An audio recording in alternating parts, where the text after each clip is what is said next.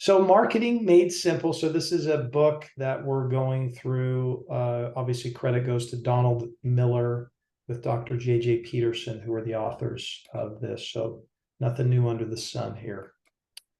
Chapter 1 that we're going to go through, at least there's a few chapters I'm going through, but the one marketing plan you will never forget. So he goes through and he talks about 5 steps. The first one is to clarify, and this is 5 steps that you need to take to really have a effective marketing plan that increases sales. That's what he's trying to get at is, you'll hear this over and over again.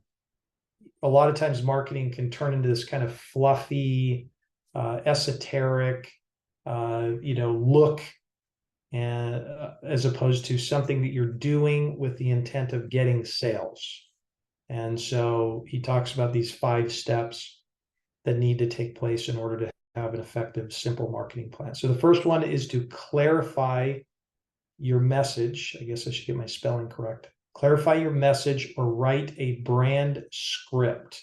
And he's going to unpack this, obviously, more within the book.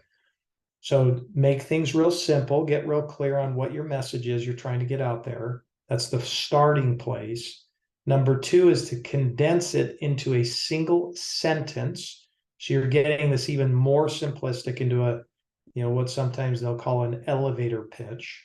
So you condense this into a single sentence that you're going to be able to put into content and also verbally will utilize.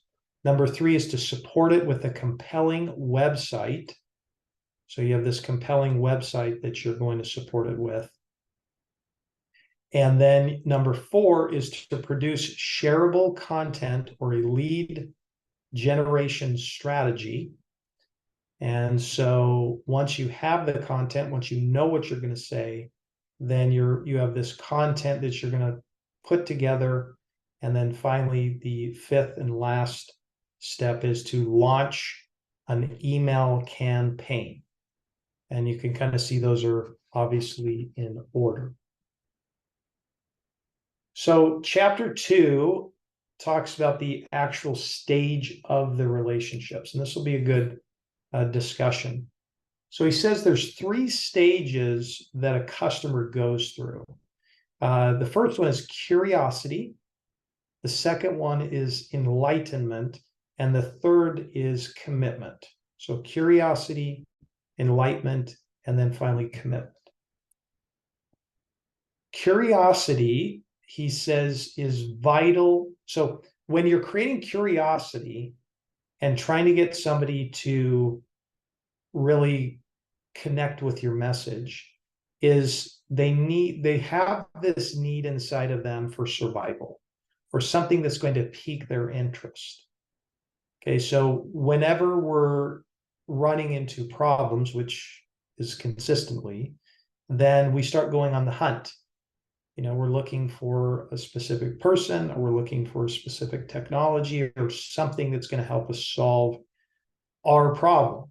And so this curiosity is important to tap into that survival need or to pique their interest. And the key he talks about here is that we're trying to solve problems. We're not trying to share our story to them. They don't care about our story. They care about solving their specific problems. And so, in the beginning of this process, a customer comes into contact with a product or a brand and develops an interest in learning more about it. And the feeling is not, a lot of times it's not well thought out. And so we need to make sure that it seems vital to the customer's survival or to pique their interest. And at that point, then the customers want someone to solve their problems, not to hear about the story. And so, we need to be careful to pique their interest with, catchphrases as well as websites, and keep that really focused. So what do you guys think about when you hear this notion of curiosity? Have you experienced that yourself when you've been out and about, kind of searching around for things where you noticed that you were curious and maybe saw something that piqued your interest? Yeah, I definitely do that all often. Like it's like when you are trying to buy golf clubs, you want to look at I usually, and this is where SEO and the Google ads and all that help, because then it targets you with, hey, I know you've been searching for, more spin or more distance, then those are usually the clubs that kind of show up that will help impact that, or even the ball that will impact that. So definitely gets you curious to learn more about different brands and what technology they're using for the different products, and also the price. So it definitely piques interest, and I usually end up going back and forth a few times before I make a decision. Yeah, that's good. Any I other thoughts? I found it interesting. Like honestly, I feel like the curiosity thing subconsciously, I don't realize that like I'm like solving like there's a problem at hand, but like I'll be like, walking through the store or like on Instagram ads and something will pop up and I'm like immediately like, oh, this is interesting. Didn't realize I had a problem, but subconsciously like I don't probably need it, but it sparks this curiosity of like, oh, this could help me with XYZ. And then that leads to kind of the enlightenment stage where you're kind of like trying to learn more about it and see, what could this product or service help with. And then that, leads to the commitment stage as well. But I find it interesting that I feel like it's usually subconsciously we're like um not realizing there's like maybe like a problem there, but then like the phrases they use or just like the little, the videos they post on Instagram sparks that curiosity and then that's where they draw you in. Yeah, it's so true. I don't know if when you guys hop on YouTube or whatever, and you see these little short videos, and they'll always have something on there, and you're like, oh, so you're just like, there's this curiosity, like, what is that, and then you click on it. So I think a lot of it is around that. So really, really good examples. So enlightenment then on this customer life cycle is then they begin to trust you. Okay, so you're like, okay, I'm learning a little bit more, and now it's our job to describe how our product will help customers succeed to solve the problems. And we obviously you can use this by lead generators, nurturing email campaigns, and then he uses a couple of examples like improving education without raising taxes, right? So they might say, hey, we can improve your education without raising taxes. And then the question is, well, how? Ours might be, hey, we can make sure your confidence to get your deals funded. Okay, but how? And so, this enlightenment is really centered around like how that we're going to help the customer succeed to solve that problem. And so we want to make sure that we don't keep them in a fog of like, how does this work?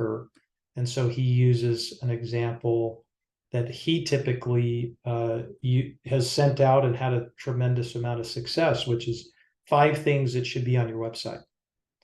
And again, it's simple, it gets your attention, and you go, oh, 5 simple things that should be on my website. So this enlightened phase where you're building trust and people want to continue to journey with you, and you need to show them how and not make it foggy.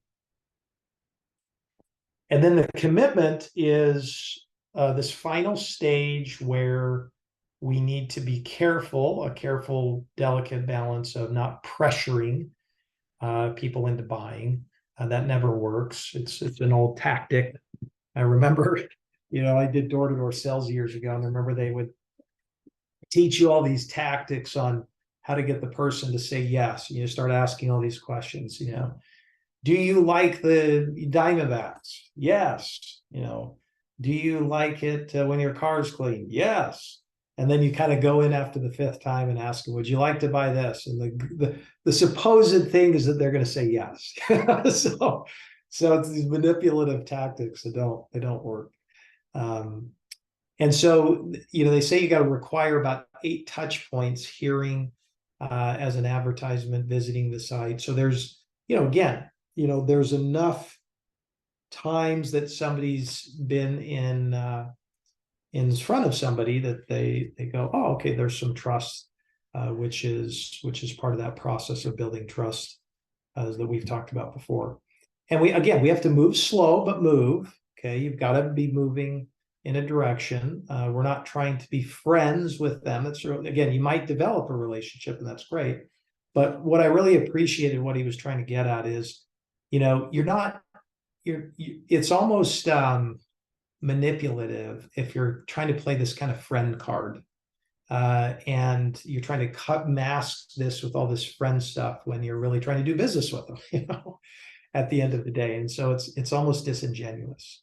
And I can appreciate that. Again, I've had relationships come out of this, and I'm not saying that can't happen, but I think we have to be careful not to go in with this kind of, hey, I want to be your friend. And he almost says it's a little bit creepy, but either way, I think it's disingenuous. And we just have to keep in touch. I was interviewing a guy today, and we were asking him his strategy, and he's raised $14 billion. And he says, I just stay in touch. I keep in touch with people. I'm just in front of them, I'm there when they're going to events, so visibility, and then ultimately moving towards, a closure on things as well. So any comments about that? Just, those, either one of those, or, enlightenment and commitment. I do agree with the touch points. Definitely have to make a lot of touches to get there. We do it every day here. Yes, you do. Gotta out of sight, out of mind. So chapter 3 is an introduction to the Marketing Made Simple checklist.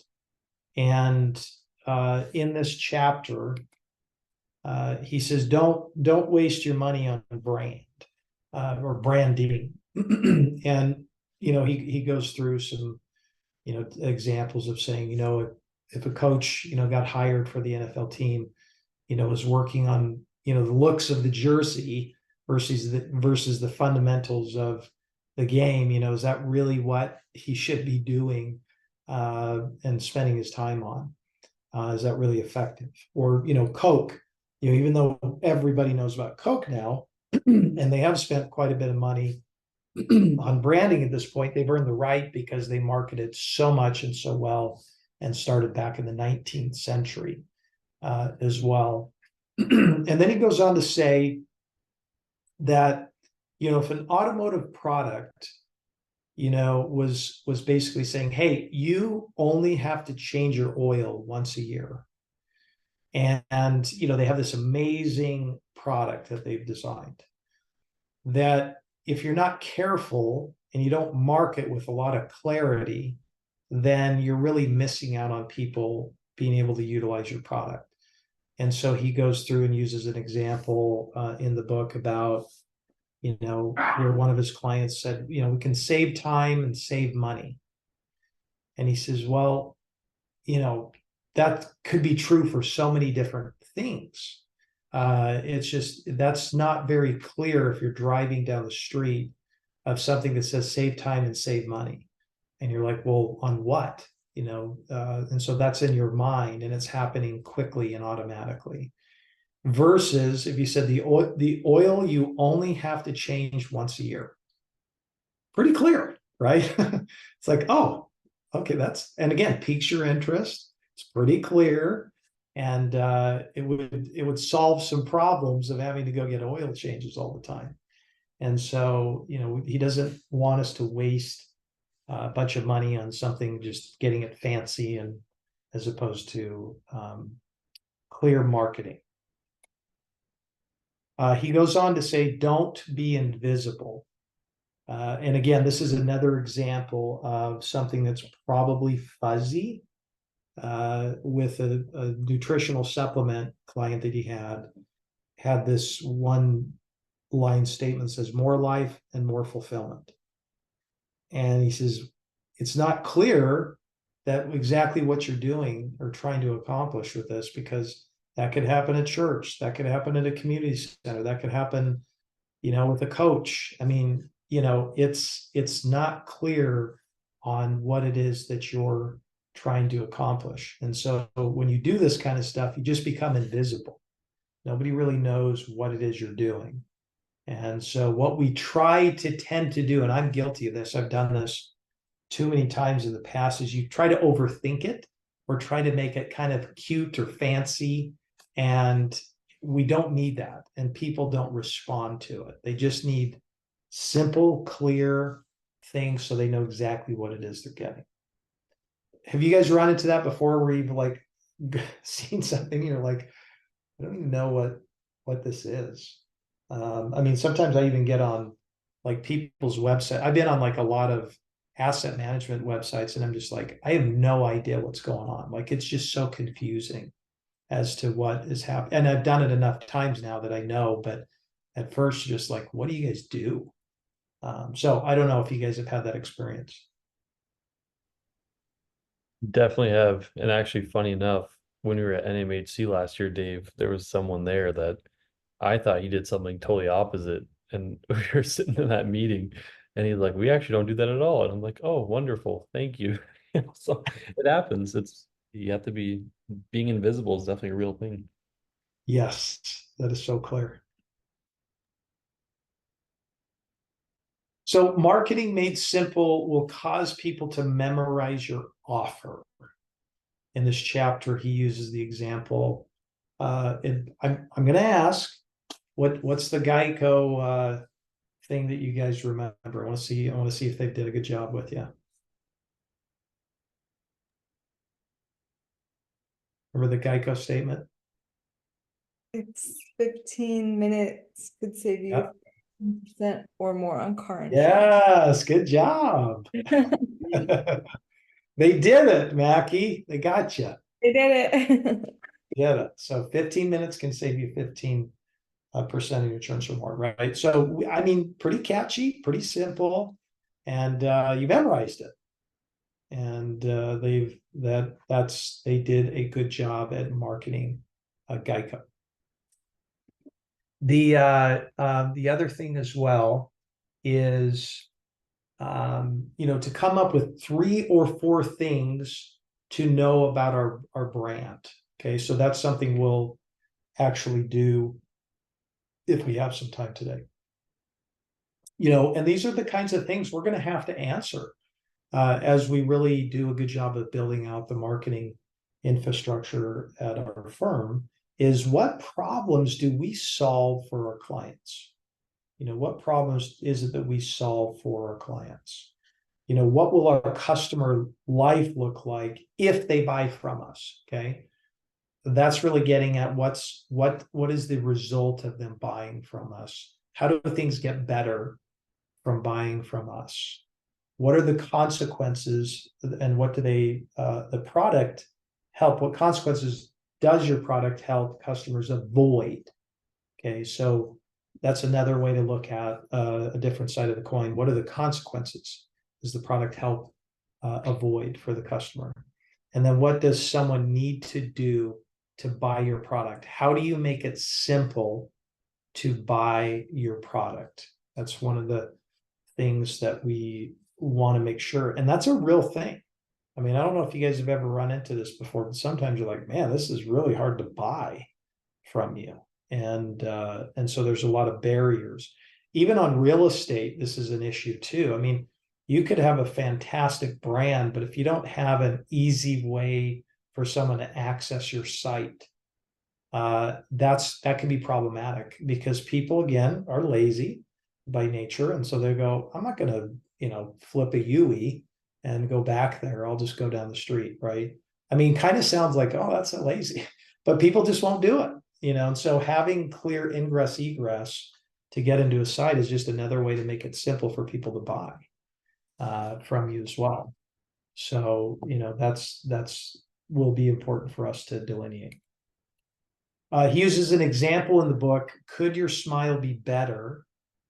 How could, you could be happy with your smile. Okay. So this talks about what, it's asking them a question, getting some curiosity, telling me you could be happy with your smile, and then schedule an appointment today. Again, not fancy, it's not cute. It just gets straight to the point. People are concerned about not having a good smile, and they're concerned or insecure about it. This is going to help solve their problem. And the end result is you can be happy with your smile when you do it, as opposed to insecure, and then go schedule an appointment. So 5 pieces to the sales funnel, and they go through this, that there's this one-liner that we need to have, the website. Okay, this is going to be necessary. So we have to have one-liner, a website, lead generator. What are we going to do to generate leads? A nurture campaign, so something that's dripping on people, and then a sales campaign where we are actually, asking for the sale. So those are 5 pieces that we'll really start to unpack. And he breaks this out underneath each one of these categories of curiosity, enlightenment, and commitment. He says, under the curiosity, you're going to have a one-liner and a website. Okay, so they're noticing the one-liner, they're going to the website. Enlightenment is the lead generators, nurture email campaigns, and then the commitment is the sales campaign that's going to happen. So it allows us to put those underneath those 3 life cycle of the customer.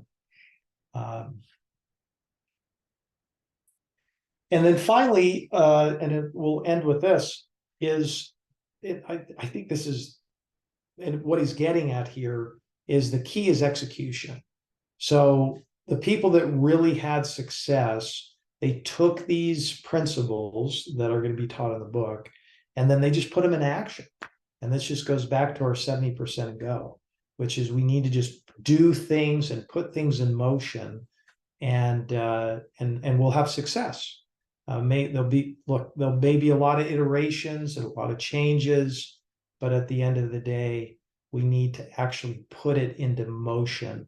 Otherwise, it's just, information as opposed to true wisdom and knowledge. So that's the first couple of 3 or so chapters for us to go through. And now we can have a little bit of discussion as well around this.